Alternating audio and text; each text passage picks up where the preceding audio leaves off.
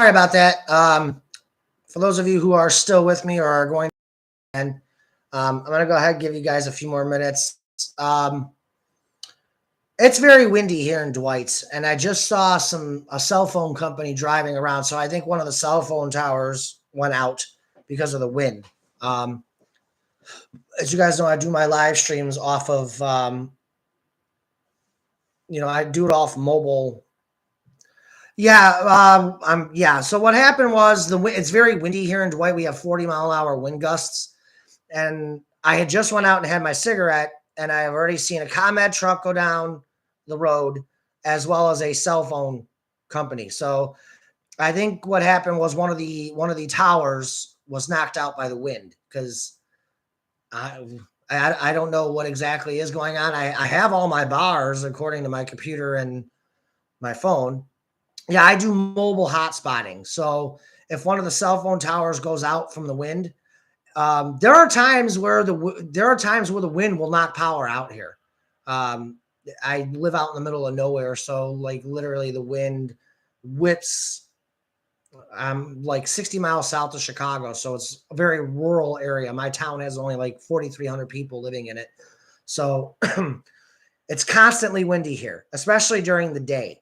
The wind dies off at night when the sun goes down. But with the solar winds and the winds in general, the winds are never less than 30 miles an hour here. So today they're gusting exceptionally hard because I've got my sign, my Bears, I got my Chicago Bears sign over my front door, and that thing keeps hitting the wall and moving from the wind. So the wind is getting through and going through my door. That's how windy it is. Um, so yeah, it's very, very windy where I'm at. So I think that's what happened. It knocked out one of the towers, cell phone towers, because I've already saw a ComEd truck and a cell phone truck go down the road. So I think I left off with Cosmo. I was talking about Cosmo. So basically, yes, Cosmo. It's canonly factual that Cosmo can't come back with that seed, and so anyway, I'm trying to remember where I left off. So I think I was going to talk about Rarity, Cream, Spike, and Sweetie Belle. Um, so Rarity tries to make her way over towards Sweetie Belle and offers to take Sweetie Belle home. Sweetie Belle and Spike are obviously still very angry at Rarity. Spike has been angry with Rarity from season one. Um, if you recall when she cheated on Spike with Silver. Um, their friendship has never fully recovered, and it's only gotten worse with the way Rarity was corrupted by the elements of nightmares and by Dark Swirl. So obviously, even Cream tells Rarity, look, your friendship with Spike is never going to go back to what it was. You're just going to have to make peace with that. It's also in this moment where Spike gets more angry with Rarity because, of course, Rarity's always got to think about her business first. Jokingly at first, offers Cream her job back. Cream shockingly accepts. And to Rarity's shock, she's like, oh, I was kind of just joking. But if you want to come back and work, that would be great. And Cream says, well, I'll even do it for free just to pass the time, just to help you out. So now we're also going to see Cream go back to work for Rarity while she's back. So that should make for interesting dynamics.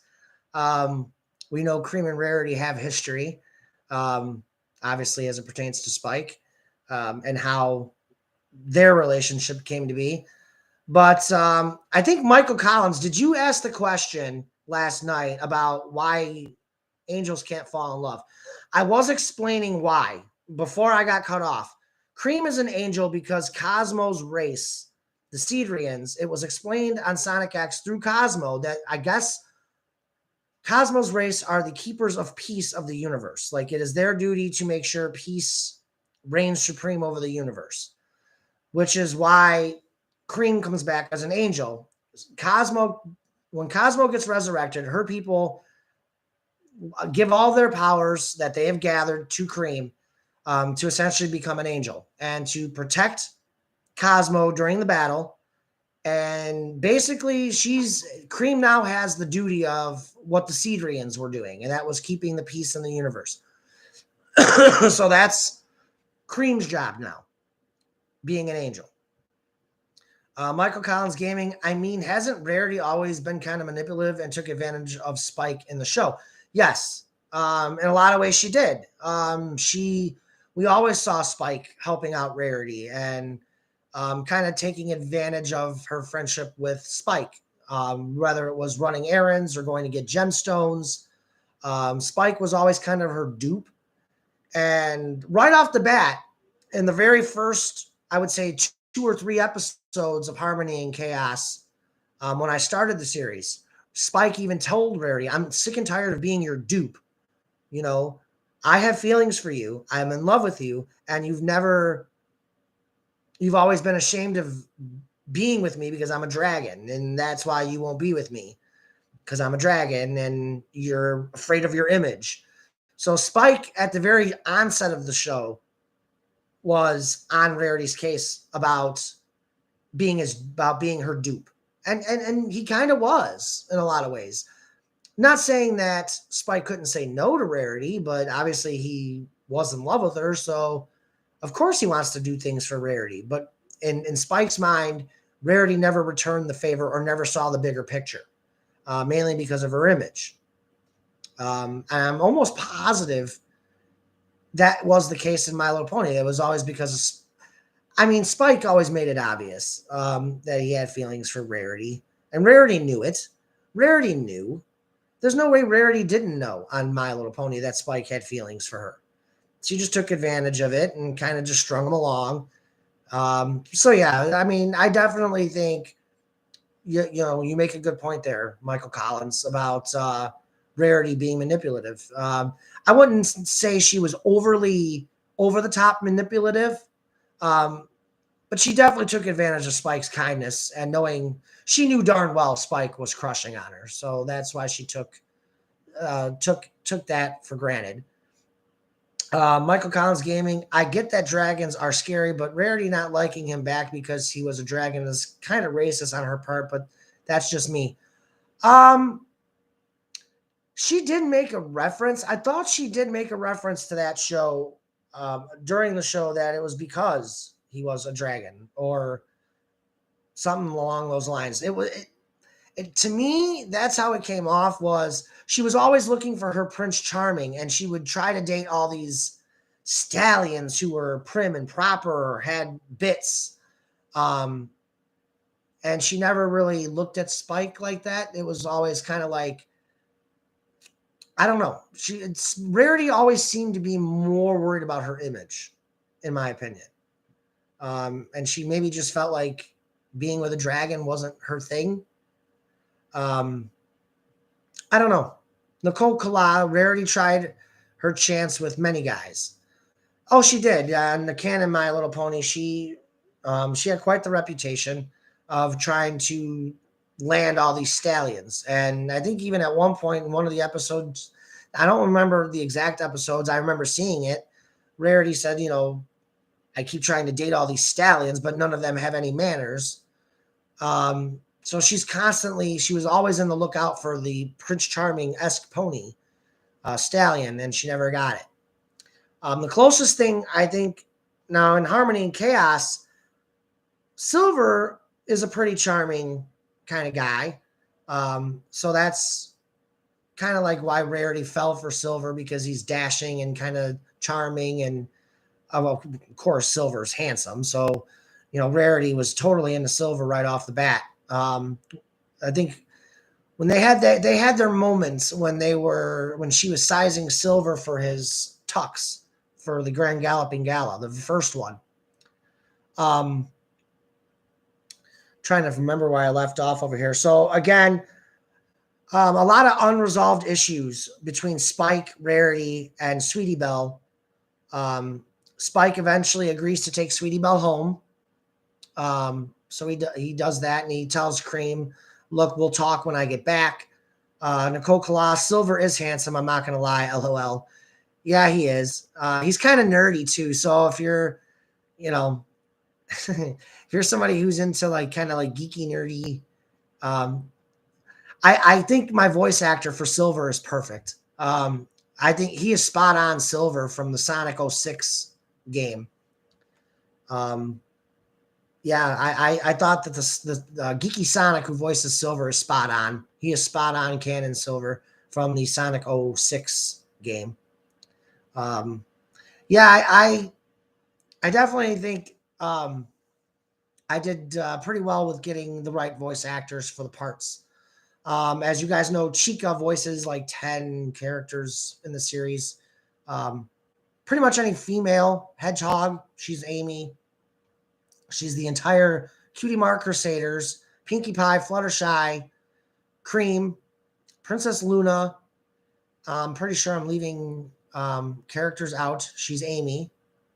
Michael Collins. I wouldn't expect Rarity to be interested in that personality type. It seems more Twilight's thing. Yeah, Twilight was not into Silver. I thought about shipping Silver with Twilight originally. Um, but again, there was no good fan art between Twilight and Silver.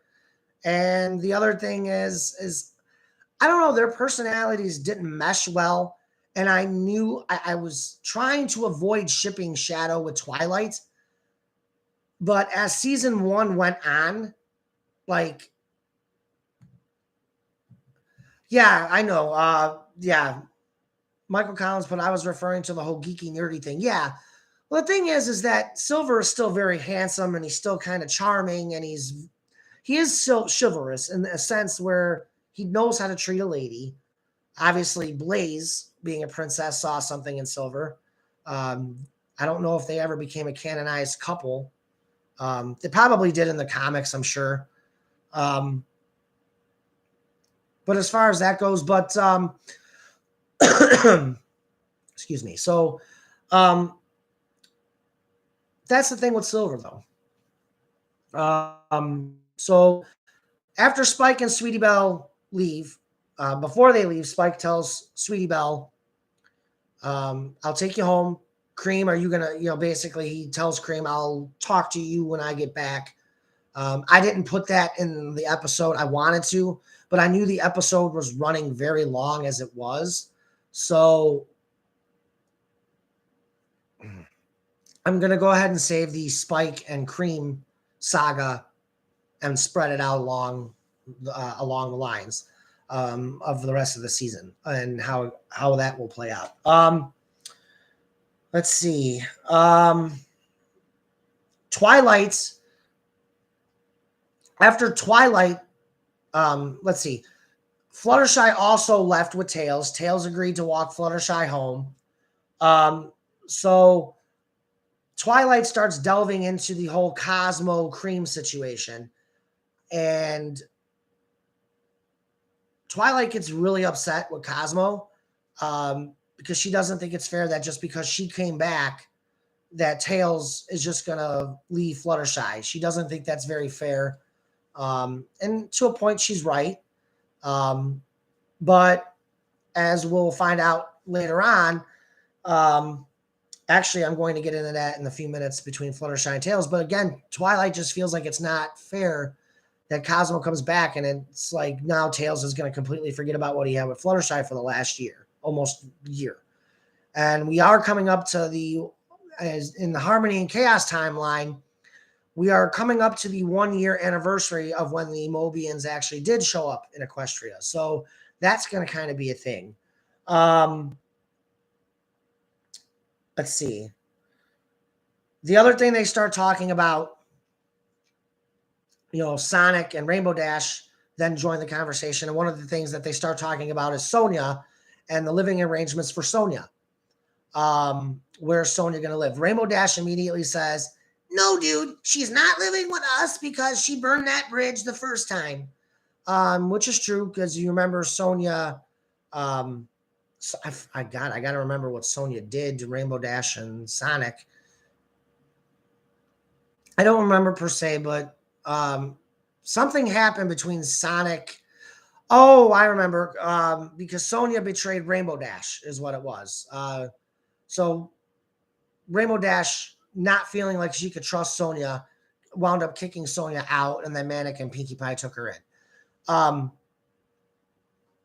Nicole chats. Sorry, guys. Where Fluttershy got sad, that part made me feel bad for her. Yes. It was a very sad scene. I'm actually coming up to that scene next and my bullet points here. So it was a very sad scene because it's well, we'll get into it here in a few minutes and I'll explain why. Michael Collins Gaming, in addition, wasn't Discord technically right in the end? Yeah. I'm not sure what point you're referencing. Are you talking about the part where Aeon is into the past by 7 years? But yeah, Discord winds up being right. Okay, yes. Yeah, he wound up being right about Aeon. So Sonya's living arrangements. She tells Rainbow Dash, well, that's fine, because I don't want to live with you anyway. I don't want to watch you and Sonic dote all over each other. And then plus you got Silver and Blaze that are currently living with Rainbow Dash and Sonic as well. So Rainbow Dash was like, we're kind of filled up. Rainbow Dash tells Sonya, she tells Twilight, we're kind of booked at Hotel de Dashy. So I'm not taking Sonya in that. And she burned bridges with me last time. Sonya says she wants to live in Pinkie Pie. But Twilight quickly says, no, you're not going to go live with Manic and Pinkie Pie. As far as I'm concerned, you should still be serving your Tartarus sentence from when you tried to kill Nightshade. So you're going to be on castle arrest. Sonya says, you can't control me like that, and yada, yada, yada. And Twilight shoots some magic into her leg. Non-lethal magic. She just places some magic in her leg and then puts like a magical barrier around her castle. So now if Sonya tries to escape Twilight's castle, she's going to get electrocuted. And that's going to hurt really bad considering Sonya doesn't have her powers anymore. So yeah, that's going to sting a little bit. So needless to say, Sonya's not going to be leaving Twilight's castle unless Twilight takes the magic out of her and lowers that force field that she's got up around her castle. So basically now Sonya's going to serve her prison sentence with Twilight. And Shadow already is like, oh, really? Michael Collins Gaming, I think Aeon went to the start of FIM because no one but Celestia could oppose him. That's exactly what he did. Because he knows equestrian history just from being around them. So he knew if he goes back far enough into the past, Twilight would still be in Canterlot.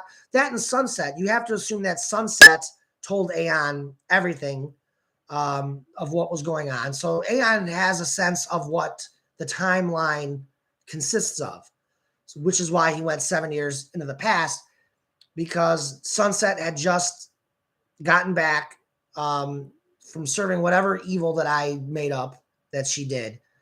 So she was back in Canterlot, or is she? Or is she? We'll have to find out. Sunset may not be there because remember, she likes to go run off into the mirror realm to run away from Soletta.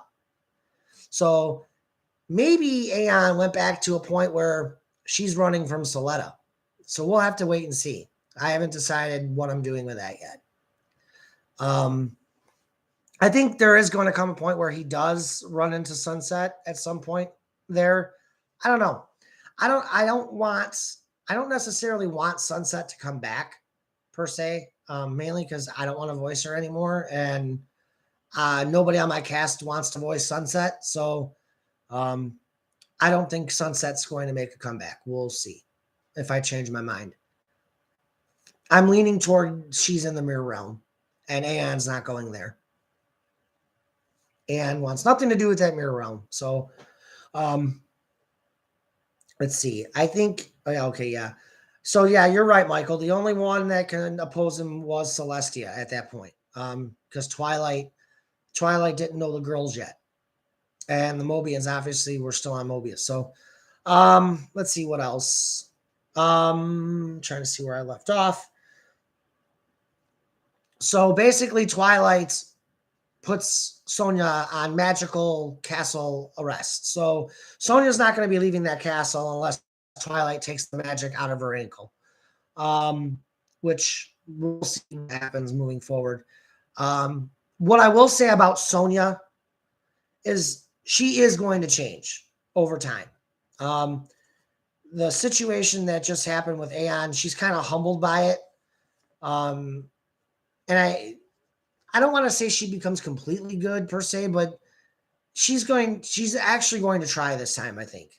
I think everybody likes Sonya and her personality. She kind of has that arrogance, kind of like bad girl persona, which I think a lot of you guys like. She's very sarcastic in everything she says. I like Sonya. I like my version of Sonya as a character. I think she's pretty funny and she has savage moments, and I kind of like that about her. So I think Sonya.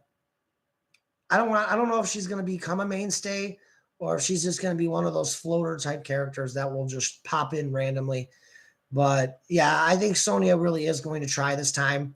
I would like to see her try.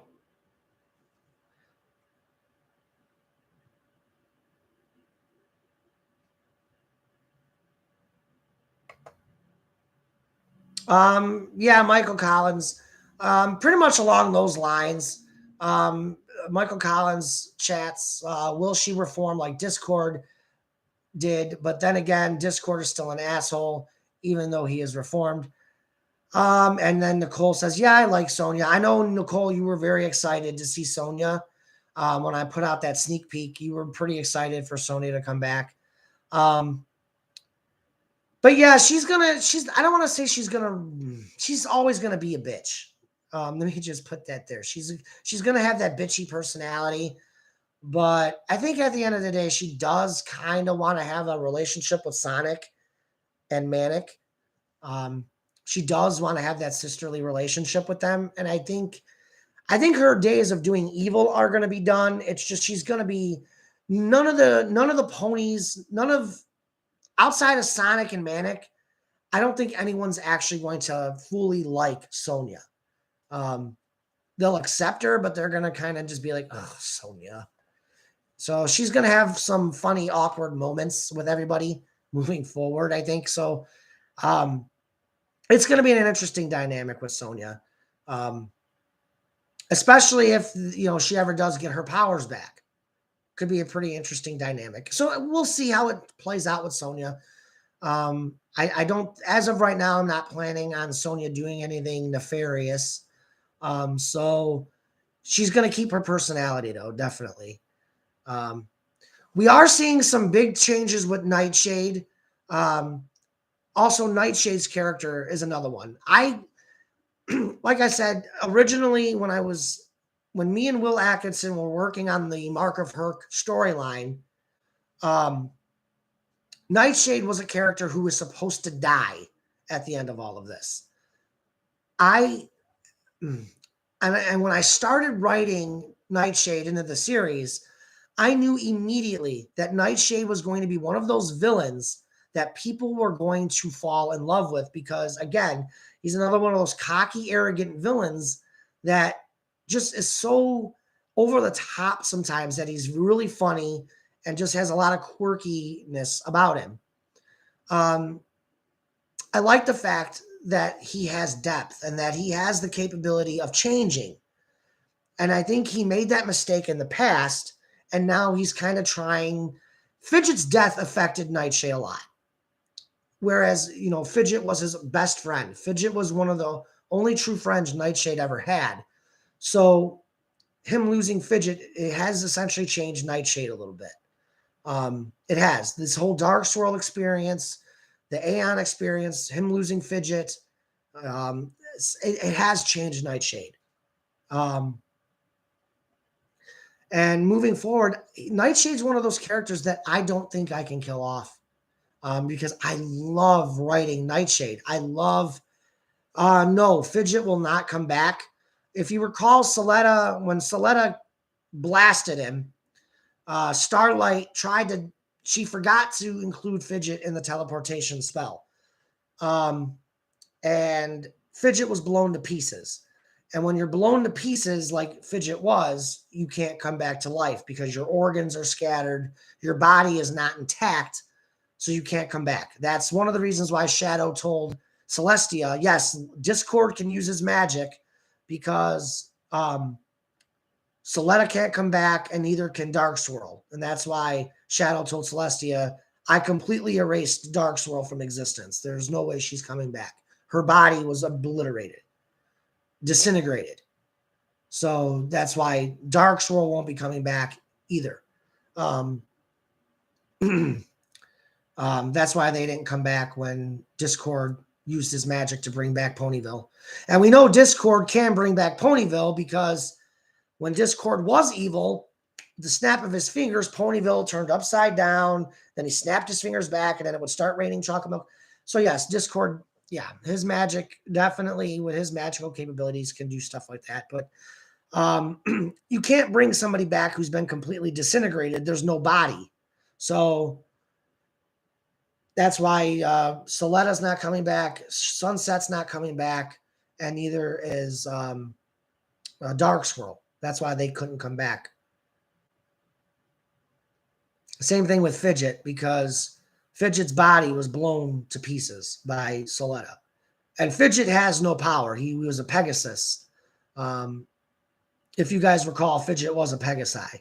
So he didn't have any magical abilities of his own to fight off Soletta's power. So it was blown to pieces.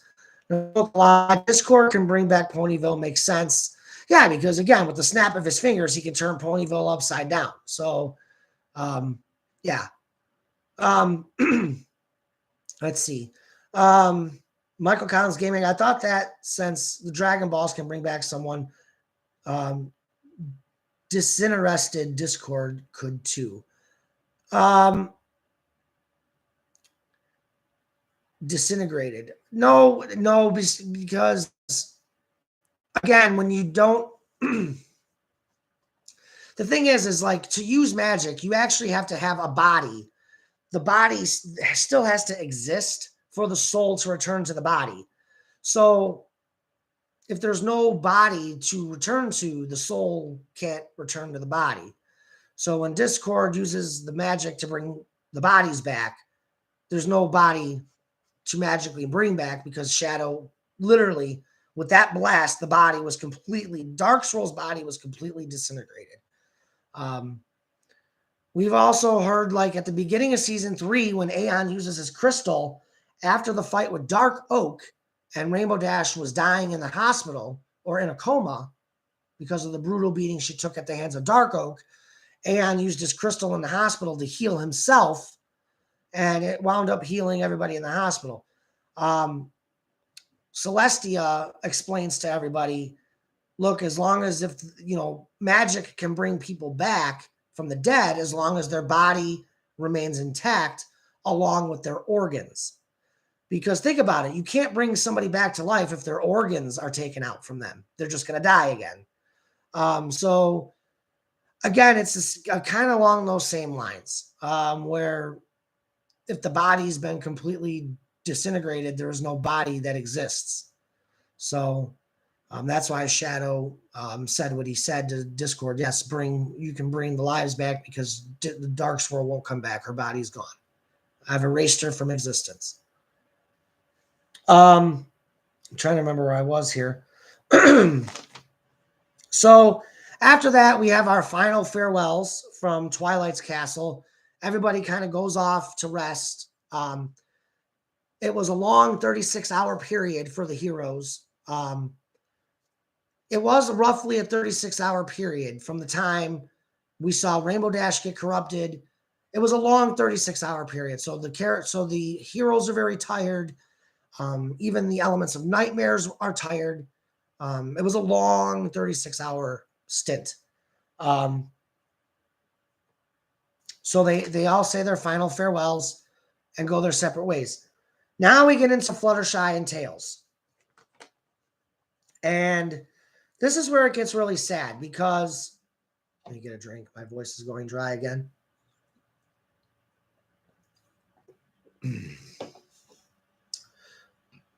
So we see Fluttershy and Tails. Tails is walking Fluttershy home.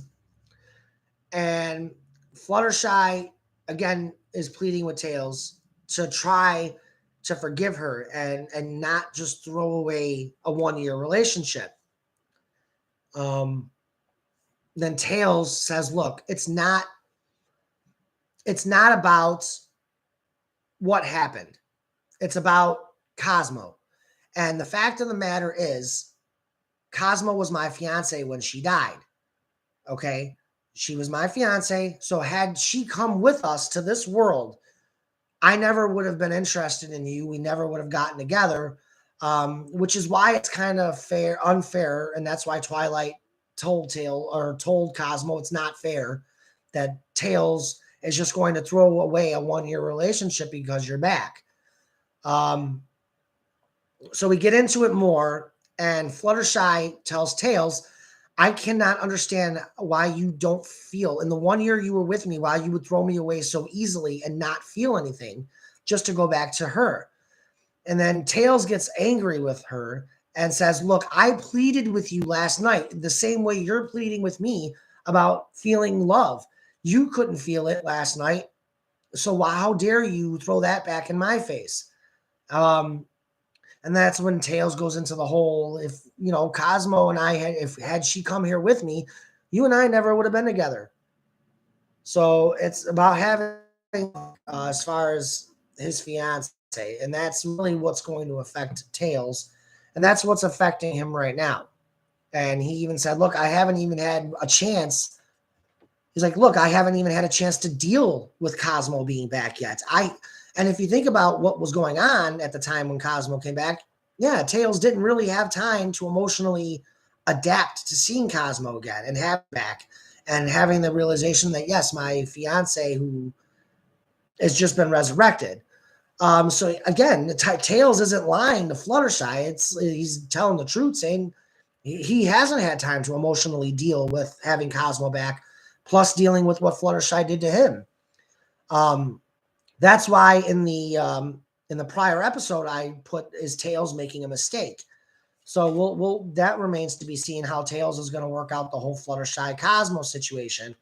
But if you guys are reading in between the lines, it clearly looks like Tails is going to go with Cosmo. Just based off the dialogue in this episode and what we saw in the prior episode.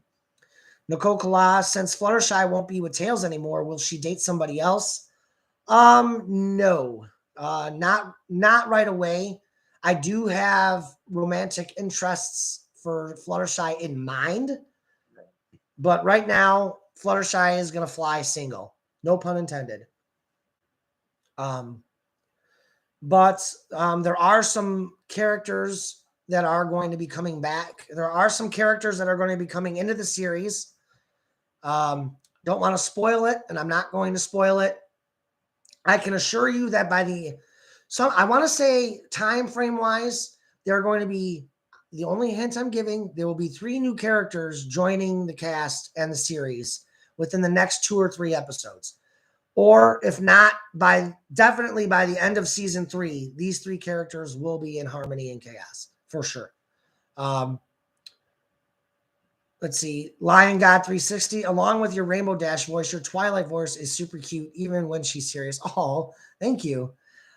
See, I was always unsure about my Twilight voice. Twilight was somebody that I actually put out for a casting call, but actually it was Chica who told me, like, as you guys know, Chica's part of the series now, and Chica told me, she goes, your Twilight is really good. Why would you put that out there? She goes, you actually do a really good Twilight. I work really hard on the Twilight voice and my Rainbow Dash. It's funny because the Rainbow Dash voice came to me right away. I got really good with Rainbow Dash, like right away. Twilight, it took me probably if you go back to like the first actually I'm gonna do this as Twilight. If you go back to like the first go back to like episode 48. That was the first episode that I tried to do a voice dub, and listen to my Twilight in episode 48 and then go back to the very first episode. My Twilight doesn't sound anything like it does now. So, it took me probably a good 20 episodes before I finally got this voice down. So I'm really happy with my Twilight. Michael Collins Gaming, honestly, looking back, the Tales Fluttershy is much better written than the Chris Amy one. I agree. And the reason why I shipped Chris with Amy, I always felt like watching Sonic X that Chris and Amy had a bond, and I don't think that it was ever really. Of course, they're not going to ship. They're not going to ship a canon Sonic series is not going to ship Chris and Amy, despite that they did have a connection. You would have to go into the fanfic world for Chris and Amy to actually be a couple, which I thought, okay, they're two intelligent life forms. Yes, she's a Mobian hedgehog and he's a human from Earth. But again, at the end of the day, they're two, what do I want to say? They're intelligent life forms. Emotionally, they're on the same level. So I thought, why not? Why not? We have ponies and hedgehogs getting together, so why not? In Sonic X, I felt the way I felt about Amy and Chris because in season 2, when the Sonic characters go back to Mobius and they use chaos control to leave Chris's world, there's a moment where Chris calls Amy sweetie, or he says goodbye, sweetie, and he's like in tears, hugging Amy. He's like in tears. He's crying. And then Amy starts crying, and Amy even makes a reference to like, oh my God, he called me sweetie. There were always like small little hints that Amy and Chris that there was some unresolved feelings there. And, and if anytime Sonic ran off, usually it was Chris who would be with Amy and hang out with Amy. How many times did we see that in Sonic X? Sonic would go run off, and we would constantly see Amy with Chris. So there was a dynamic there, and I just dove into it in Harmony and Chaos. I just always felt that they had that dynamic. And then when Chris returned to Sonic X, Amy was really happy to see him. So I just felt like Chris was there for Amy when Amy needed Chris to be. When she really wanted Sonic, Sonic was not around, so Chris was always kind of wanting to comfort her and keep her company. And I just wanted to dive into that dynamic of it in this series. So that's why Amy and Chris wound up happening. Let's see, Michael Collins Gaming, the whole humans not allowed to date other species wasn't designed with sapient species in mind. Yeah, you're right with that. And again, and when Chris first arrived, and there was that whole hint of, Sonic was pushing Chris toward Amy, like, hey, she kind of likes you. Chris was always very skeptical because he had that human stigma, like, I'm a human, she's a hedgehog. Like, he couldn't get the thoughts out of his head that, yeah, she might be a different species than you, but dude, emotionally, she's still a female and she's on the same emotional level as you. You're attracted to her. I mean, come on, Amy's cute. Let's not deny that here. Amy's cute. But eventually, Chris, being in a world full of quote unquote animals, he's in Equestria. It's a land full of ponies and griffins and donkeys and dragons and hedgehogs. So really, what's Chris going to do being the only human there? So, Nicole Kala, I can never do Twilight or Rainbow Dash voices. Rainbow Dash's voice, it took me a couple of tries to get it, but overall, her voice was okay.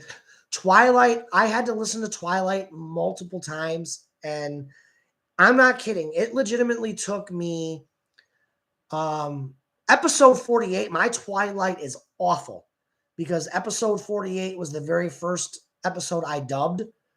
And from there, I went back and redid the whole series, if you guys remember. I really didn't get in groove with my Twilight voice till about halfway through the first season. Because by then I had voiced Twilight for 16 episodes. So then I finally started. Rainbow Dash is kind of raspy. You're right about that, Michael Collins. She does kind of have that rasp. There are times like my Rainbow Dash is better than other times, but yeah, she does kind of have that rasp. Who does a really good Rainbow Dash? I don't know if you guys know who Brittany Ackerman is, but the Brony fandom views Brittany Ackerman as the internet Rainbow Dash. There's nobody who voices Rainbow Dash better than Ashley Ball, obviously. But Brittany Ackerman, you've seen her on Toucan LDM with the MLP Meet series. She's done some stuff for Tridashy. But she, Brittany Ackerman, I've actually tweeted out to her a few times. She actually got back to me on my Rainbow Dash voice. And for her to say that my Rainbow Dash is really, really good and pretty close to being spot on for a guy, she was like, you do a really good Rainbow Dash for being a guy. It's pretty spot on. That was a huge feather in my cap because I view Brittany Ackerman as the internet Rainbow Dash because she's canon Rainbow Dash as far as, doing the internet fan stuff. If you guys have never seen Brittany Ackerman's work, literally, hold on. Literally, I'm going to type in the chat here.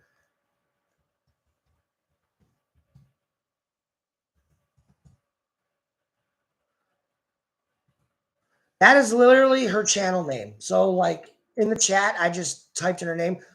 Just type that into the YouTube search and see some of the work she's done as Rainbow Dash. She has voice reels on her channel. It's amazing.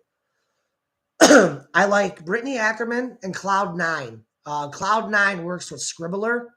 Her Rainbow Dash is very good too. I like her take on Rainbow Dash as well.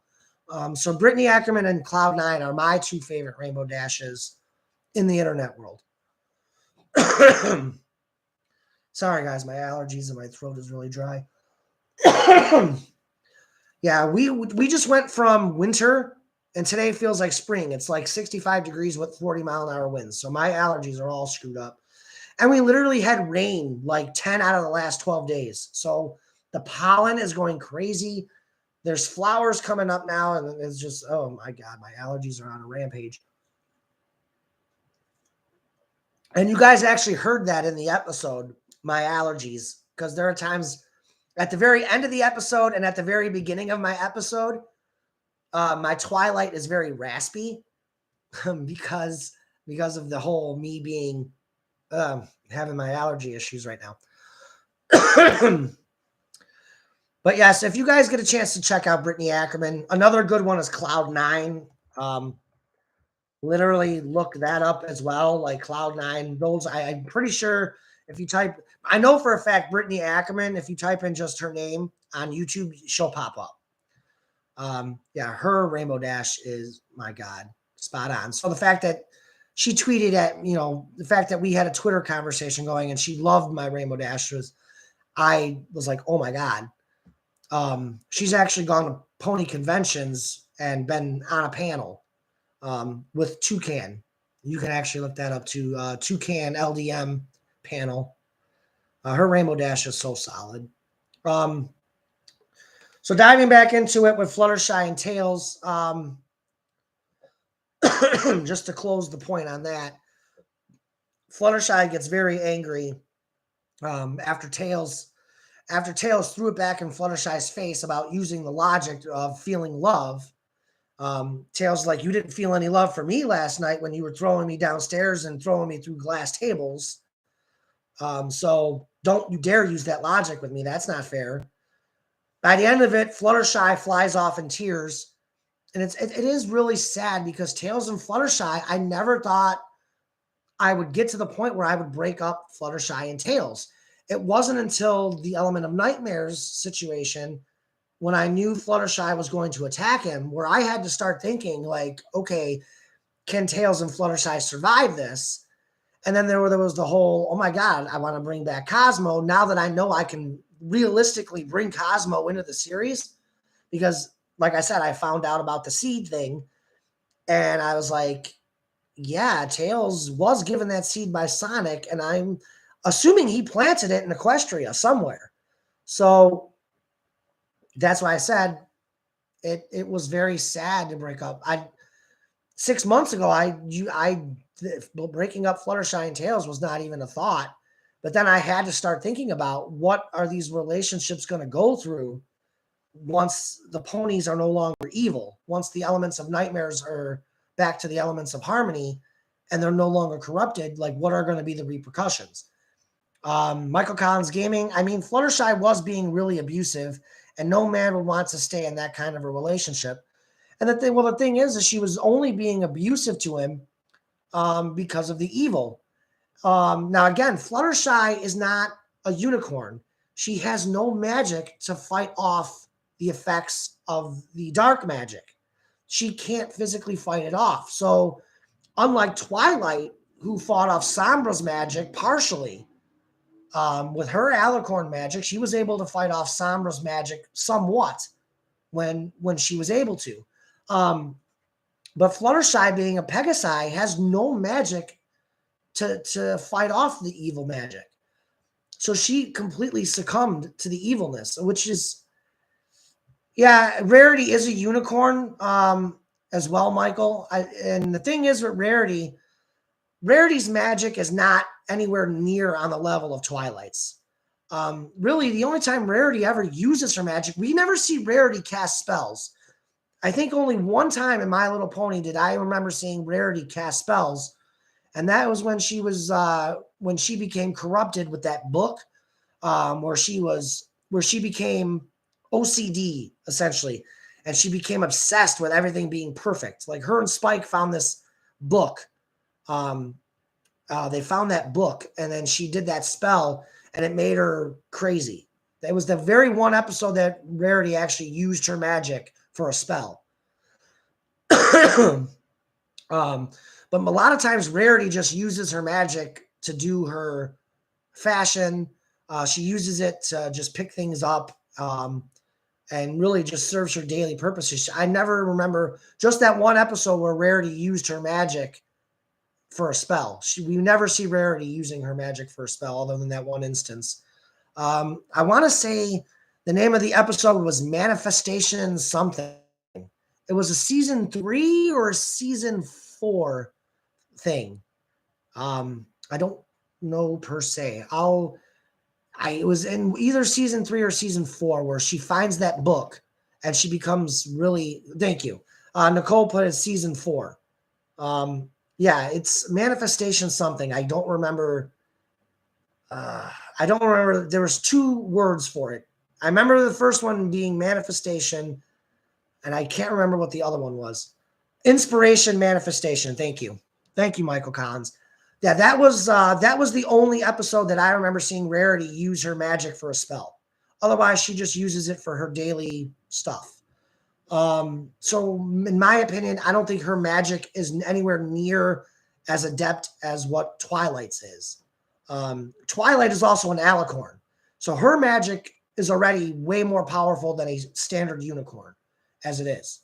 And Twilight, in actuality, in MLP, the only one, in my opinion, who I think can rival Twilight's power is Starlight.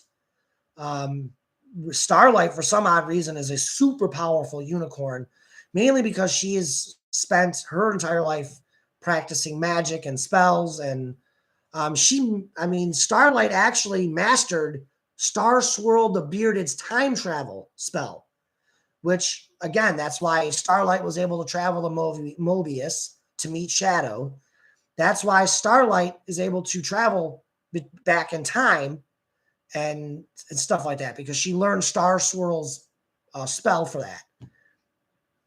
Michael Collins Gaming, Starlight surpassed Twilight, in my opinion. Yeah, again, that's very opinionated. I know in Harmony and Chaos, there was one point where I know in Harmony and Chaos, Twilight and Starlight are pretty much dead even. Um, for some odd reason, Twilight has kind of surpassed her. Um, I don't know. They're very close in power. They always were. But I think the thing with Twilight is that alicorn magic. She's always going to ascend higher than Starlight is now, because she is an alicorn. The other part of it is Twilight. In My Little Pony, it seemed like Twilight's power got way. It grew after she was given Celestia, Luna, and Cadence's magic. Um, I think Twilight's power actually started to grow even more from that. Um, but Starlight, for being a unicorn, is incredibly powerful. The energy blast she hit Discord with in season 9 was unbelievable. she Everybody legitimately thought she killed Discord. Like, oh my god, like, ugh. Because she hit Discord with like a Kamehameha wave. Let's be honest. Uh, Moral of the story: don't piss off Starlight. You will get blasted with a Kamehameha wave of magic. Um, but yeah, Starlight has always been a very powerful pony, very powerful unicorn. She knows Star Swirl, the Bearded's. Not even Celestia has mastered Star Swirl's time travel spell like Starlight could. Twilight can't even master that. So, and I think in a lot of ways, Michael Collins, I think where Starlight has surpassed Twilight is in magical skill. I don't know as far as power. Yes, Lion got 360. Discord got bodied. Yes, he did. He did. I remember watching that episode like, damn, Starlight just went Goku on Discord's ass. Holy shit. I legitimately thought he was dead. And then I had to remember, oh wait, Immortal God of Chaos. He's fine. He's not gonna he'll be fine. Nicole Kalai, yeah, Twilight is powerful, but Twilight couldn't handle all that magic during the season 4 finale at first. True, she didn't. I still think that there is residual magic from that. I still think that when you give somebody your magic, that still becomes part of you. That your body kind of learns to adapt to it and it gets used to it, kind of type of a thing.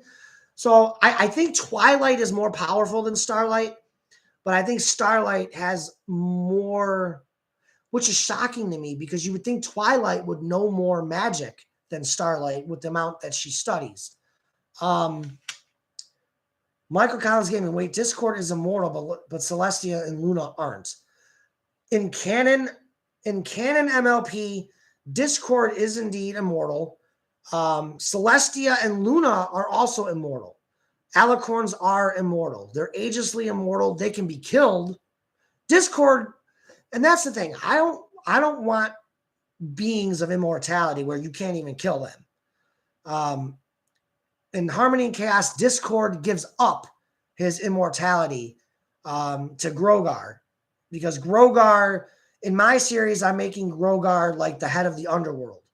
So Grogar is the one who gave Discord his immortality. He didn't give Discord his powers or his magic, but he recruited Discord and gave Discord immortality. So when Discord stops being evil, Grogar takes it from him in Harmony and Chaos. That's how I did it in my series. In canon MLP, Discord is still immortal. Celestia and Luna and Cadence and Twilight, they're all immortal. They're agelessly immortal, but they could still be killed. So they can't die of illness or age, because Celestia is like, I want to say they referenced her to being over 10,000 years old or 20,000. I don't know exactly how old Celestia is. I think she's around the 10,000-year-old mark, I think, somewhere in there. Michael Collins Gaming, what I mean by immortal is they can't die. Exactly. And that's why in Harmony and Chaos, I say agelessly immortal, meaning they can be killed, but they are never going to die of illness or of age. So That's the thing. And so basically Nightshade is an alicorn, so he's agelessly immortal, as is Will, Prince William. Flurry Heart is probably immortal, I would think, because she's an alicorn. I don't know how that works, if you have to be royalty. But my opinion, I think Flurry Heart's a princess because she's born into royalty. Her parents are royalty, so I would think Flurry Heart being born an alicorn, she would be considered royalty because obviously her parents rule the Crystal Empire. Discord, let's see. And again, I don't like any series that has immortal beings, meaning that you can blast them into a million pieces and yet you can't kill them. See, I don't like that. I think that's, if that were the case, then why would Discord ever stop being evil if nobody could kill him? And then, like, if Discord can't die, why not just send Discord in? He can kill every bad guy since he's immortal and nobody can kill him. I just think it makes makes your series very blah when you have truly immortal beings on there. Nicole Kala, oh yeah, about Flurry. Will she be in the series? Flurry Heart has been in the series. I want to say 2 or 3 times we've seen Flurry Heart, but she's still a baby right now. I would assume so, that if the series is still going on, that when Flurry Heart does grow up, we'll eventually see we'll see full. We're definitely going to see 5-year-old Flurry Heart in the series, I think. We'll see full version of Flurry Heart like we did in Twilight's Kingdom. But yes, Flurry Heart will get in the series more as she ages. Right now, she's a baby, and we don't even see Princess Cadance that much in Harmony and Chaos. Cadance is up there in the Crystal Empire doing her thing, and mainly there's been so much violence on Harmony and Chaos recently that I haven't even thought of writing Cadance in, just because she does her thing up in the Crystal Empire. Michael Collins, I think it's because Discord is representative of a concept. Same with Twilight and Cadance. Yeah. Again, I didn't want to dive into having an immortal being, a true immortal being who can't be killed. I think that's stupid. I think it's stupid to have somebody who's truly immortal. And I think that's why in Dragon Ball Z, again, using Dragon Ball Z as a reference, I think that's why in Dragon Ball Z, you never saw anyone really be immortal like Frieza or Vegeta or Goku. There was one immortal being, and I think they're trying to eliminate this character from ever being canon, Garlic Jr. Anytime you see a Dragon Ball series come out to buy, they completely leave out Garlic Jr. It's like you can't forget about those 7 or 8 episodes where immortal Garlic Jr. was there, and the only way you can beat him is when he beats himself by getting sucked up into the Makio Star and getting trapped. So now he gets to spend immortality in a black hole. Which, okay, if that's the way you're going to do away with an immortal being, there you go. But again, I just think it's silly to have immortal beings on a show. It just, if you can't kill somebody, what's the point in having them on there? It just makes it very dull, if you ask me. And that's why I found a way to take away Discord's immortality. So, yeah. Let's see. So after Fluttershy flies off, we go and we see Sandash back up at the Cloud Dominium, and Silver and Blaze are there. Because they're roommates with Rainbow Dash and Sonic. Rainbow Dash took them in after Silver and Rarity broke up. Silver didn't have a place to stay, and obviously Blaze, just having come to Equestria more recently, doesn't have a place to stay either. So Rainbow Dash, being who she is, allows them to stay. And basically all this scene is it's again Silver telling Sonic that he is very much still needed to keep Equestria safe. He just reassures Sonic that you're not at fault for any of this. Um, you need to refocus, and because the element of harmony, the element of magic will betray you if you don't clear your head. Like, learn from your mistakes and clear your head. Then Rainbow Dash reiterates the fact that Blaze and Silver are welcome there. And then Sonic and Rainbow Dash fly off to Hoofsdale Valley to kind of just catch up. Rainbow Dash has a Pegasus Ball game in Tall Tale. And in my series, Tall Tale is not that far away from Hoofsdale Valley. Hoofsdale Valley is a made-up place, made up by me. It's on the west coast, western half. It's kind of like a Utah. It's kind of like a Utah type of a area, like where there's a lot of wilderness. And then Tall Tale, if you look at the updated map of Equestria, Tall Tale is up toward like Seattle. It's just south of Vancouver on the Equestrian map. So Rainbow Dash's game is out there. So that's why her and Sonic are heading out to Hoofsdale, because she does have a game the very next day in Tall Tale. So that's why they're going there. Let's see. After that scene, we go to Sweet Apple Acres, where Knuckles and Applejack get in touch with the Master Emerald using telekinesis. The Master Emerald is giving them visions and giving them answers about Aeon. And unfortunately, the Master Emerald was unsuccessful in locating Aeon, because Aeon has already traveled through the time portal 7 years to the past. Or, as Knuckles thought, since Aeon's power, the majority of it comes from his crystal, maybe that's why the Master Emerald can't pick it up, because it's artificial and it's not really able to detect that. But as we would find out, Aeon is already portal hopping, and has already traveled to the past. Let's see. The other interesting part about Sweet Apple Acres in this scene, obviously Applejack and Knuckles make contact with Twilight via the communicators to let her know that we could not find Aeon. The Master Emerald was unsuccessful in locating him.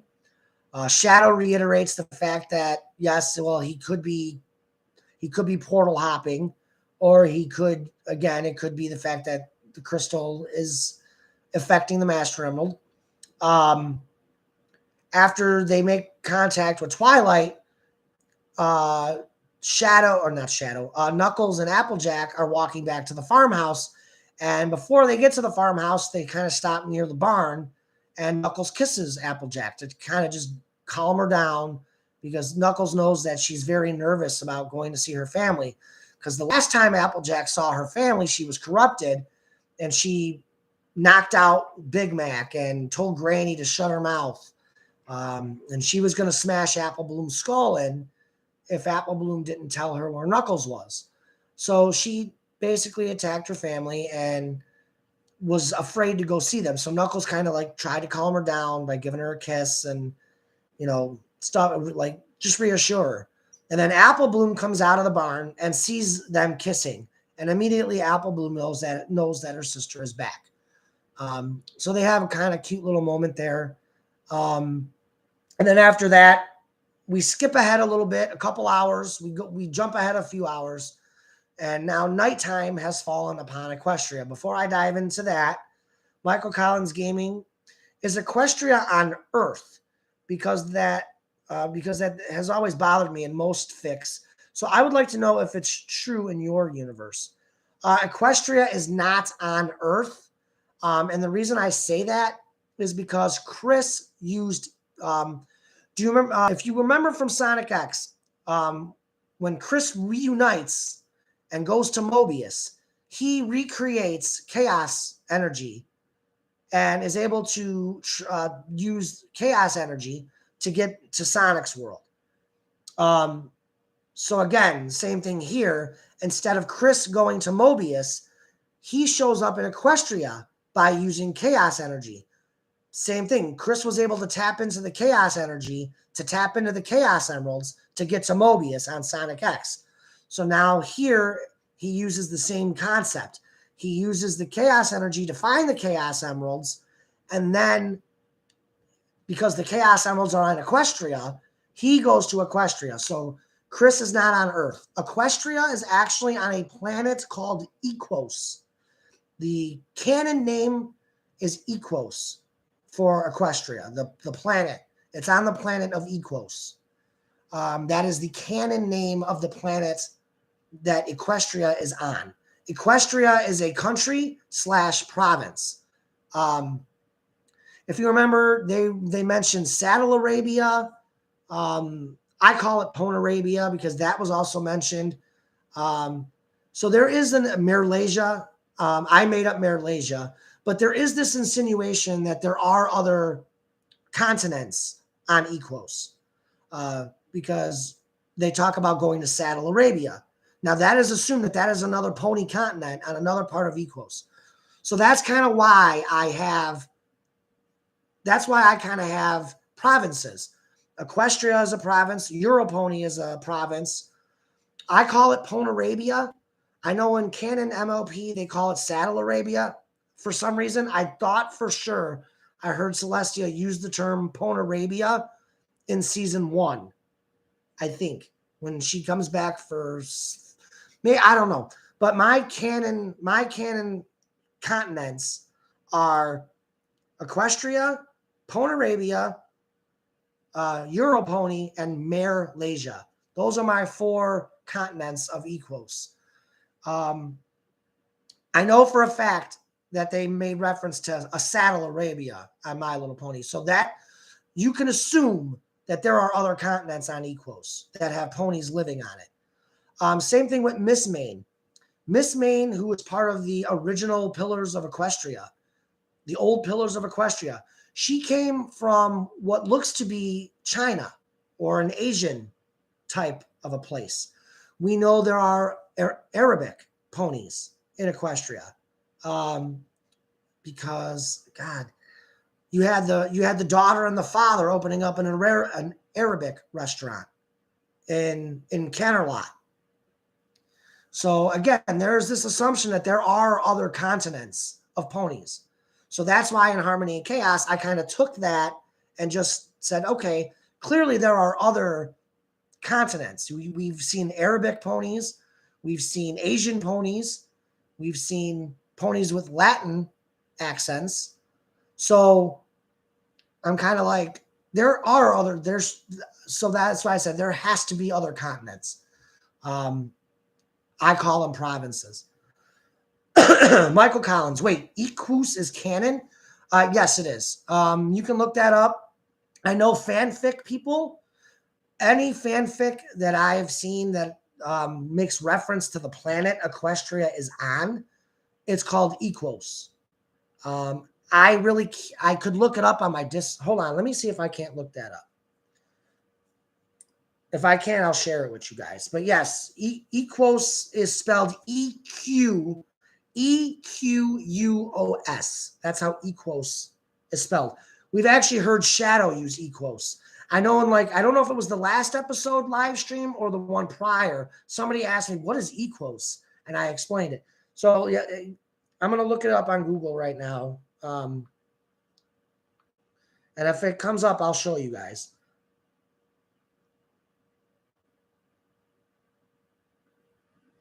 Again, I always fact check. I fact check these things before I put it in my series. So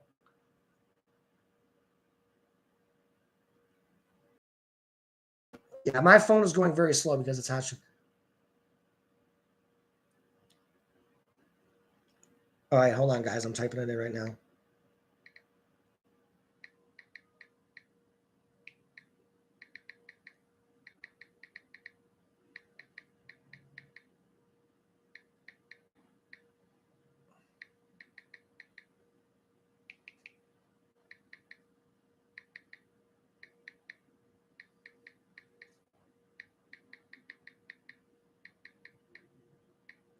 So I asked Google what planet What planet would be the planet name for? Oh, see, it's not. Okay, hold on. Okay, this is what it says. The planet is named Equestria itself. Fanfics are just theories, but not fictionally confirmed. Um, so I guess you could call it Equestria, the planet of Equestria. I know the country that the main story takes place in is Equestria, which America, Equestria, Ponyville is considered Nashville. Obviously, Manhattan is Manhattan or New York City. Philadelphia is Philadelphia. Baltimore is Baltimore. Vancouver is Vancouver. Los Pegasus is Los Angeles. I always thought it was Vegas, but it's apparently Los Pegasus is Los Angeles. Tall Tale, I'll assume, is Seattle or Portland. But yeah. Well, it says here the planet is named Equestria itself. Fanfics are just theories, but not fictionally confirmed. Like I said, in the fanfics, I've heard it called Equos. That's what I just decided to use it as Equos. It all means the same thing. Basically, equines. Michael Collins Gaming. The one thing that prevents me from thinking that Equestria is on Earth is the fact that humans build their things to last. Not really, though. Not really, though. Cars don't last, believe me. That is one of the reasons why I no longer have a job. I lost my full-time job because I don't have a car. And my car was only 8 years old. So, yeah. So I just cashed out my 401k. So I'll be getting a new car and a new job here shortly. So, yeah. Yeah, I really couldn't get to work, which my original full-time, I was working 2 jobs up until about 3 weeks ago. My full-time job was 50 miles away. So I was driving 100 miles a day to my full-time job every day for the last 2 years. Yeah, my Buick. Yes, buildings are made to last. I definitely agree with you there. Cars, definitely not. Cars definitely not are built to last, man. They want you to have a car payment every 5 years. But yeah, that was a funny comment, Michael. That was a funny one. I like that one though. It's funny you bring that kind of a comment up because it's like, no, definitely human crap is not made to last, especially appliances. Because think about it. These appliance companies and car companies, they want you to owe money. They want your money. So, of course, they're not going to make these things to last. They want you to have a car payment every 5 years. They want you to buy a new washer and dryer every 7 years. So, yeah, that's how these places make their money. They don't make these things to last anymore, man. Buildings, I do agree with. Yes, absolutely buildings, I agree with. But that's the only thing. Buildings is it. Other than buildings, humans don't make anything to last anymore because it's all about the money. So, yeah. But we have gotten way off topic here from Harmony and Chaos. Looking back at my notes, and I actually kept notes this time. After Sweet Apple Acres, we go. It's funny how we just jump into these topics. So after Sweet Apple Acres, obviously Applejack. After Apple Bloom saw Applejack, it also gave Applejack more confidence to go ahead. And you guys definitely assume that everything went fine. And it does. Applejack's family, they're all about family. They will forgive Applejack. So we'll leave it at that.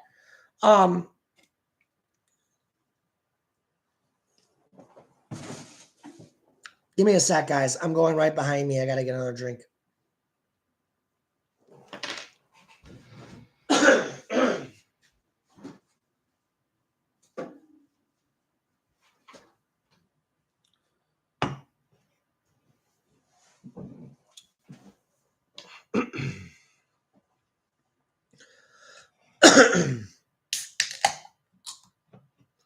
Well, as I said, Monster should really start sponsoring me because you guys are always seeing me with Monster cans. I would love to be sponsored by Monster. That'd be great. That would be fantastic. Like I said, it's all about the money. No, I'm kidding. So we get back into it. The next scene we get into is we go to Canterlot at nighttime, and we have Celestia and Discord. And this is where they have a pretty interesting conversation about Aeon, where Discord and Celestia get into the topic of we can't sense Aeon. We have not been able to sense Aeon, mainly because okay, if he can open the portal to Tartarus to get to Sonya, he can open up portals. So Discord now realizing this, Discord having realized this, brings up the idea that hey, what if Aeon can travel through time, open up portals in time? Maybe that's why nobody can sense Aeon. And Celestia thinks it's a great idea. They then decide that they're going to go to Sweet Apple Acres the next day. And in actuality, I've already started writing the next episode. The very first scene of the next episode is at Sweet Apple Acres. We have the romantic moment between Knuckles and Applejack. And then the rest of the Apple family is away. Apple Bloom is at school. And then Granny Smith is out with Big Mac. So they're out. But the only ones left is Applejack and Knuckles. And then Celestia, the very first scene is Celestia and Discord showing up at Sweet Apple Acres in the next episode. I already started writing that scene. So yes, that will be the very first scene of the next episode is Celestia and Discord showing up at Sweet Apple Acres. So they agree to go there, and that's what they're going to do. Discord has the idea of, okay, well, if Aeon has traveled back to the past 7 years, Discord's theory is Aeon would travel back 5 to 7 years. Because in Discord's mind, okay, 7 years ago, there was no pony to stop me. Okay, now keep in mind, we're at season 7.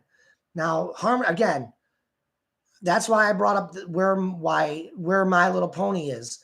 When Harmony and Chaos started, we are right after season 7, where Harmony and Chaos starts in season 1. On the My Little Pony timeline, we are just past season 7, which means they had just defeated the Pony of Shadows and the Storm King. So that being season 7, in my mind, I'm like, okay, so we're at 7 years. So that's why they went back. Now, keep in mind, 7 years in the past, Twilight doesn't know the girls. She's Celestia's apprentice, and she's being under the tutelage of Celestia. So she hasn't been sent to Ponyville yet. The elements of Harmony are still turned to stone. There's no Sonic characters. There's no Sonic. There's no Shadow. And right around, I'm going to have to go back and do some more research on Harmony and Chaos on my own end to shore up the facts. Because Sunset told Aeon she used to go to the Mirror Realm to escape her hard life in Equestria. And she also said she went into the Mirror Realm, into the EG world, to get away from her mother, Soletta. So Soletta, who we find out was still alive, was kind of forcing Sunset to attack Celestia and Twilight. You didn't know that. Again, that's completely fictional. That's not canon to the MLP series. But I kind of spun it into my own original storyline here in Harmony and Chaos. But yeah. So Aeon, knowing this, decides that's why Discord gets the idea that he went back to Equestria 5 to 7 years in the past, because there's nobody there that can stop him from absorbing Will's power. And Prince William was not even a royalty back then. He was still, a writer and doing plays and putting on plays. And he really didn't have any knowledge of his magical powers. It wasn't until he got involved in Harmony and Chaos did he start to realize just what his cutie mark meant. And then, in fact, Nightshade actually helps him tap into some of that power. After that, we go to Twilight's castle, where we see Shadow. Twilight confronts Shadow, who's standing out on one of Twilight's balconies. That was beautiful artwork done by Nobukiwi or Wolf Diz. She goes by both those names. Some of you would know her as Nobukiwi, or some of you know her as Wolf Diz, depending on what Discord or chat room you're in. But she did a really nice piece of art for Harmony and Chaos. She is also my official artist for Harmony and Chaos. She drew original artwork of Nightshade with the Triad of Power above him with his cutie mark. She did that. She's done Prince William's art as well. And she was responsible for that artwork at the very end of the episode where Twilight and Shadow are on that balcony. So Twilight comes out to ask Shadow what's going on. You can't sleep, and I'm just worried about you. What's going on? And he tries to feed Twilight some BS about how he's worried about. He is somewhat worried about the repercussions that everybody's going to face, but he's most worried about is not being able to sense Aeon at the moment.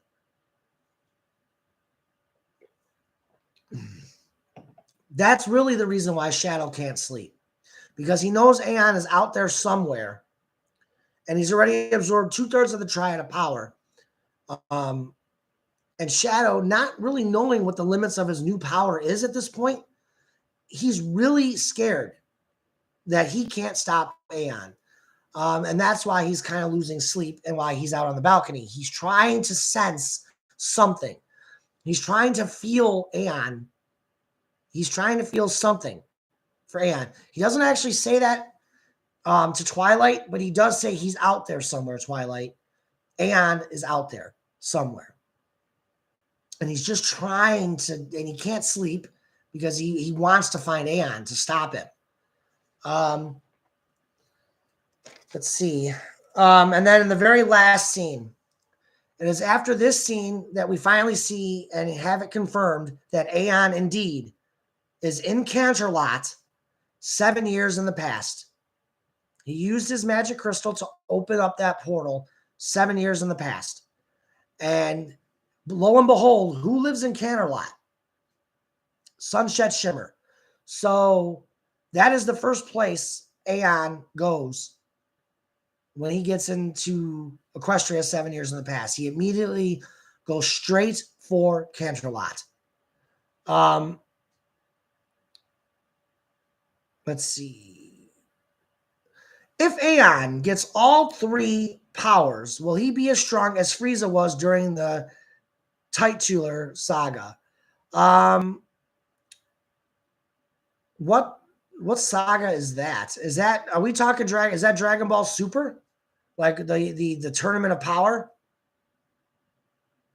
Or are we talking about like when Frieza first turns golden and he goes after the Saiyans on Earth?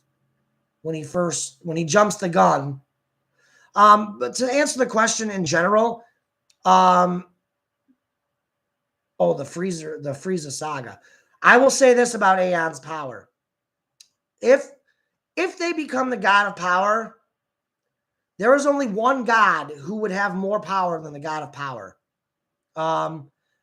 So to answer the question, Aeon would be very, very powerful. And again, you need a godlike weapon to stop him. So the only other god who would have more power than Aeon would be Enerjack. And we are going to see Enerjack in this series. Like I've always said, when I get to the Enerjack saga, Harmony and Chaos is in its final season. So, yes, Enerjack is the ultimate god of the worlds. If you know your canon Sonic, you know Enerjack. That's why I said I'm kind of torn between Enerjack or Nazo. Nazo is a fanfic version of Enerjack, if you want to be honest. If Enerjack is the true god of the Chaos Emeralds. He is the ultimate god of chaos, of the Chaos Emeralds. And it takes Finitavis, Dr. Finitavis corrupts Knuckles' mind to release Enerjack. Michael Collins Gaming, why not both? Well, see, here's the thing. I know in canon Sonic, Enerjack is the ultimate god of the Chaos Emeralds. If you go back to the Nazo, the fan-made Nazo thing, or Nazo, however you pronounce him, he was essentially created by the Chaos Emeralds because of the corruption, because of the amount of overuse of the Chaos Emeralds. So instead of creating Chaos Monster, the Chaos Emeralds create this god that becomes Nazo. So again, we have this situation where we know that the Chaos Emeralds can create gods, and that these gods kind of give the Chaos Emeralds their powers. So what happens is the Chaos Emeralds create Nazo out of perfect chaos, which that's, I don't know. Like, I haven't thought about that, but I don't even know. Like, one of my original fans, Jose Cruz, which he has not commented on any of my videos since season 2. He's the one that got me interested in this Enerjack storyline. And so I went back, and sure enough, all of the Enerjack stuff that he was telling me is completely canon in the comics. And it's actually quite brutal of what Enerjack does to Knuckles. It's really brutal. And I don't know if I'm going to get that brutal per se, but even like what Finitavis does to Knuckles, what they do to Knuckles, it's pretty brutal. I mean, they disembowel him, they cut him to pieces. It's brutal, and then they revive him. That's the thing. They use the Chaos Emeralds to revive Knuckles, and they constantly try to kill him because they think if they kill him, that's what it's going to bring energy. I don't. It's so weird. But then they finally realize it actually takes a living Knuckles for Enerjack to absorb and go into Knuckles' being. But yeah, Lion God 360. Look at the. Okay, hold on. Oh no, if I'm going to quote this line. Look how they massacred my boy.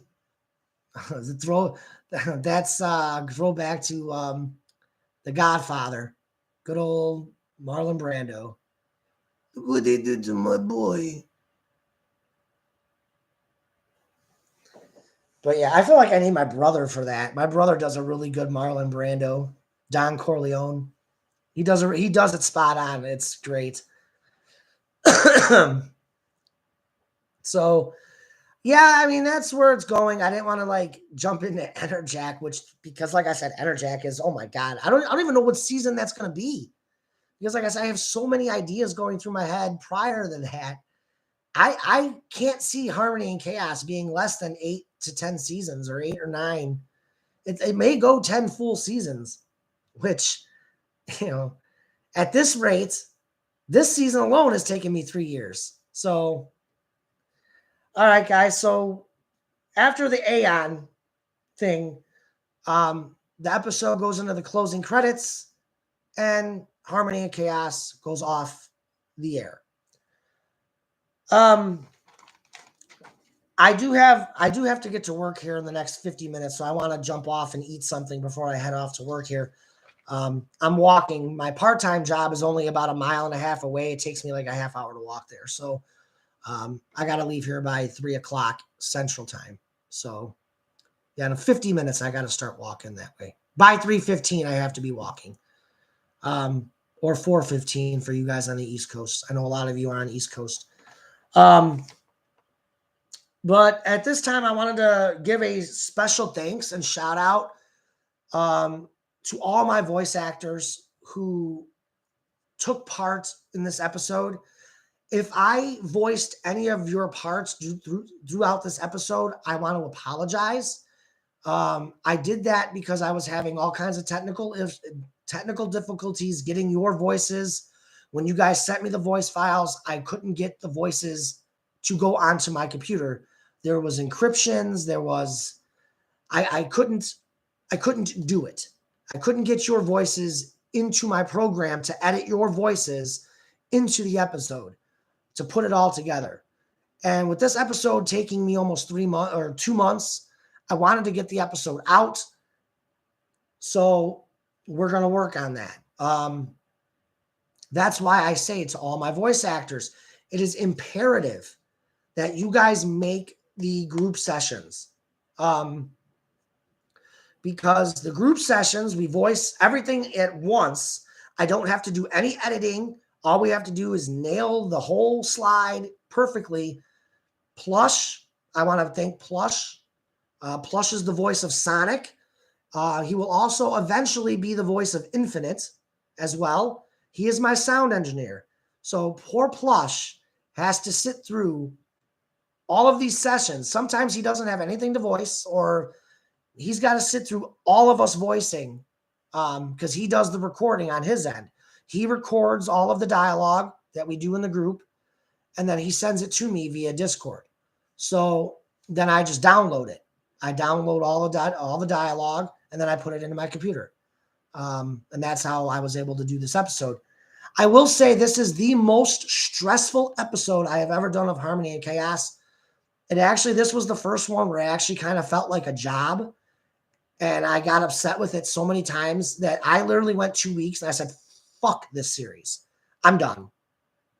I'm done. I'm not working on it. I am so frustrated with editing. I'm so frustrated with voices not popping into me not being able to use the voices because they're not uploading into my computer because they have encryptions or whatever the case is. The other thing is that I want to tell the VAs as well, and this is more toward my VAs. If you guys are going to send me your lines and you have to send it and you cannot send it to me in MP3 or WAV, and you're going to send it to me in an MP4, send it. We've got to do it where you guys send like 4 or 5 lines together, and then I can just leave a pause in between your lines, and then I can edit it and cut it and put it where it needs to be. It seemed like when you guys were sending me MP4s, the longer the dialogue was, the better success I had at getting it. Because, for example, I was getting a dialogue from voice actor. Everything that was being sent was 14 seconds. And yet the gigabyte was different. So that tells me right there, this is not gonna be able to move to my computer. If there's no way everything is 14 seconds of dialogue. So that tells me right there, something is encrypted. When that voice actor sent me something that was a minute long and it had like 5 or 6 lines of dialogue, then I was able to get it into my computer. So I think moving forward, if you're going to send me something in MP4, you guys are going to have to send it a bigger file, because there's no way every single voice file was 14 seconds. There's no way. Impossible. So that's why I knew right away, this shit is corrupted. This shit's not going to go to my computer because there's encryptions. There's no way. So I think it's something that I need to work on my end as far as the technical part. But I did notice that when people were sending me their lines in bigger bulk, I was able to get that into my computer. It's the smaller files that have the encryptions that were not allowing me to put your voices in it. And at that point, I'm like, all I have to do is add 2 more slides. It's like I'm 2 slides away from being done with this episode. It's like I can't put it on hold anymore. And the scene that I'm talking about is the Applejack Knuckles Sweet Apple Acre scene at the very end. You will notice that it goes from Looney voicing Applejack to me, and then I'm voicing Knuckles all the way through. It's because there was no way to get that dialogue into my computer. No way. It would not allow me to do it. And I'm like, I'm not putting this episode on hold any longer. I'm literally 2 slides from being done. So I was like, I'm just going to get it done. I'm going to voice it myself and just get it done. Because at that point, I was so frustrated. And this episode alone was frustration on a whole nother level. The reason it took so long, the episode, I could have had this done about a month ago. But the thing was, is I was looking at voice actors, and I was giving the roles out as I was doing the episode. So then, as I'm going through casting call, casting call club, I wanted to add I wanted to add my actors to the series. So I kind of took like a 3-week break from doing the series because I was getting all kinds of amazing auditions. And I'm like, you know what? Maybe I should see if I can't get this thing cast. And but 3 weeks into it, I had almost every character cast except for Tails and a couple of other characters. I was like 3 or 4 characters away from having it completely cast. So that's why I said, you know what? I'm just going to include the cast in this episode. So that's kind of why this episode took a little longer as well. And on top of it, I was working 2 jobs at the time as well. So it was kind of hard to balance everything. But the main reason was I wanted to implement the voice actors in this episode. And since I was having such success, I took like a 3-week break from writing just because I wanted the voice actors to come in and see, okay, well, if I'm going to include the voice actors in this episode, let's give it some time and see just how lucky I'm going to get. I got very lucky with these voice actors. Honestly, they are pretty close to being canon. A lot of them are. You guys haven't heard Celestia yet. She'll be on the next episode. We were having all kinds of scheduling issues with that. And since I had already voiced Celestia for like half that episode, I told her, look, I'll just have you start voicing Celestia in the next episode. I've already voiced Celestia for like half this episode. So, you know, that's why I didn't introduce Celestia in this one, because the voices are so different between me and her. She's pretty close to canon Celestia. Pretty close. And if you guys you know what I'm talking about. Shakia Tate is her name. She's very good. Amazing. She will be Celestia in the next episode. I promise. Anyway, guys, that's all I got. This live stream is officially over with. We got through it. Moving forward, before I go ahead and get the hell out of here, I wanted to just let you guys know I want to try to include my voice actors in these live streams. I don't know. I haven't figured that out yet. I have somebody behind the scenes working with me. But other than that, guys, that's all I wanted to say. Thank you guys for joining me on this live stream. I know we tried to do it last night as a group. I wanted to include the actors. We couldn't do it. Moving forward, I would like to figure that out. I've got let's be honest, I got probably about 2 months to figure it out between now and the next live stream. So hopefully I do, because I would love for you guys to be able to talk to my voice actors and ask them questions. And I know a couple of them were really excited to do this last night. And the fact that we couldn't was kind of disappointing, but we'll figure it out. If there's one thing I'm good at, is figuring it out. I figured out how to edit. I didn't know how to sound edit, but I figured it out for this episode. At least I tried to. Copying and pasting and cutting all the dialogue to make it together.